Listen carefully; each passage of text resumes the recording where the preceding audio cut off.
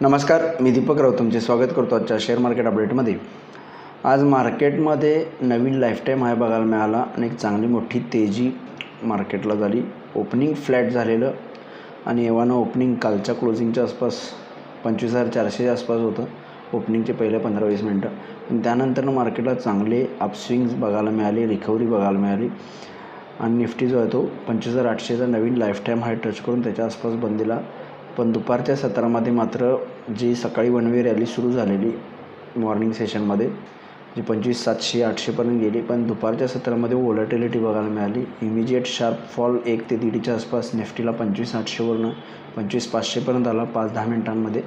तिथून परत 5-10 मिनटांमध्ये 25,700-800पर्यंत निफ्टी जाऊन पोहोचला आणि स्विंग देत राहिला क्लोजिंग सेशनपर्यंत, आणि क्लोजिंगला परत एक शूट रॅली बघायला मिळाली जी परत पुन्हा निफ्टीला 25,800पर्यंत घेऊन झाली। त्यामुळे ओव्हरऑल नवीन लाईफटाईम हाय, पण एक्स्ट्रीम व्होलॅटिलिटी हायर लेवलला बघायला मिळाली। प्रॉफिट बुकिंगही होताना बघायला मिळालं आणि आलेले जे काही डीप आहेत 50-100 पॉईंटच्या त्या सगळ्या बाय होताना पण बघायला मिळाल्या। त्यामुळे व्होलॅटिलिटीच्या जोरावर मार्केटनं नवीन लाईफटाईम हाय बंद झाला। बँक निफ्टीनं आज सुरुवातीपासूनच नवीन लाईफटाईम हाय टच केला। 53,300च्या आसपासचा हाय क्रॉस करून बँक निफ्टीसुद्धा जवळपास 53,800पर्यंत गेली, किंवा 54,000च्या आसपासचा हाय बँक निफ्टीनं थोडासा टच करण्याचा प्रयत्न केला 54,000पर्यंत।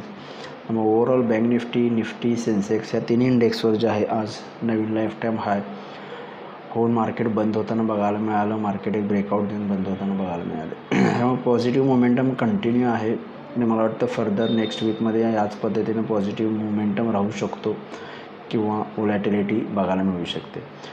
FIDIचा डेटा आजचा अजून अवेलेबल नाही, पण काल FISने 2,500 करोडची विक्री केली, त्या बाजूला DISने 2,000 करोडची खरेदी केलेली। आजचा डेटा अजून अवेलेबल नाही, पण सोमवारसाठी आणि मंडे सेशनला ट्रेड करायचं असेल तर निफ्टीसाठी 25,500 खूप महत्त्वाची लेवल आहे। 25,500च्या वरती आहे तो पण आपण 26,000सुद्धा ट्रेड टच करू शकतो।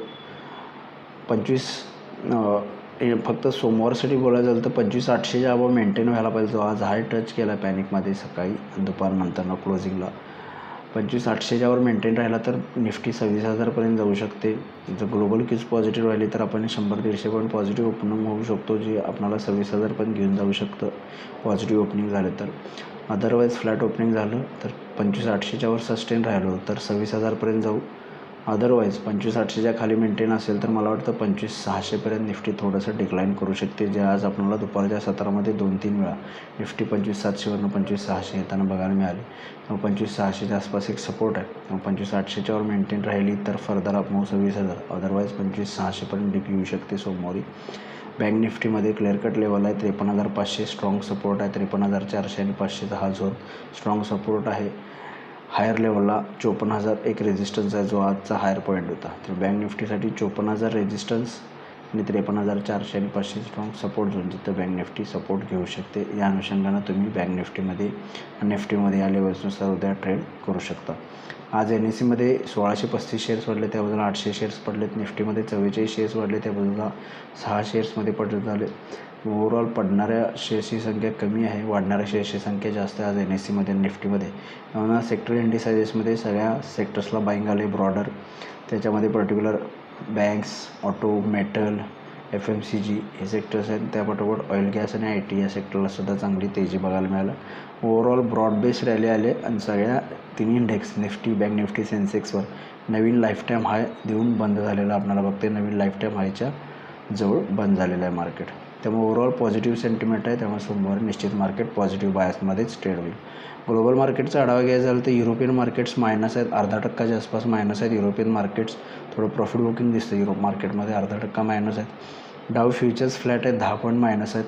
त्यामुळे ओव्हरऑल ग्लोबल मार्केटकडं संकेत आत्ता तरी युरोपियन मार्केट्सचे आपण पूर्ण डिस्काउंट केलेत, कारण आपलं मार्केट सुरू असताना युरोपियन मार्केट्स सुरू होते। त्यामुळे US मार्केट जर काही फर्दर डिक्लाईन केलं तर फ्लॅट ओपनिंग देऊ शकतो, पण मला वाटते मंडेला बऱ्यापैकी मार्केट जर निफ्टी 25,800च्या वर मेंटेन राहिलं तर पॉझिटिव्ह बायसनंच ट्रेड होऊ शकतो। तर बघूया मार्केट सोमवारी कशा पद्धतीने बिहेव होते। माझा व्हिडिओ ऐकला त्याबद्दल धन्यवाद। माझा व्हिडिओ जास्तीत लाईक करा, शेअर करा, माझ्या चॅनल सबस्क्राईब करून डेली अपडेटसाठी बेल आयकॉनला क्लिक करा। धन्यवाद।